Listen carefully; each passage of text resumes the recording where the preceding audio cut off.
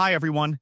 In this quick guide, I'll show you exactly how to generate a Google Gemini API key in just a few easy steps. First, open your favorite web browser and go to Google AI Studio.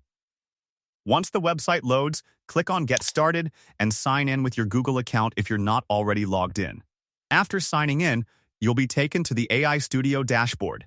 Look toward the left side of the screen and find the option labeled Get API Key. Click on it to continue. Next, select Create API Key.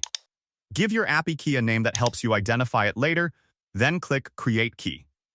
You may be asked to choose a Google Cloud project or use a default project that's already available. In a few seconds, your new Gemini API key will be generated and displayed on the screen. Copy the key and store it somewhere secure. Since this key provides access to your AI services, it's important not to share it publicly. That's it. Your Google Gemini API key is now ready to use in your applications and projects. Thanks for watching. If you found this tutorial helpful, don't forget to like the video, subscribe to the channel, and stay tuned for more AI and tech tutorials.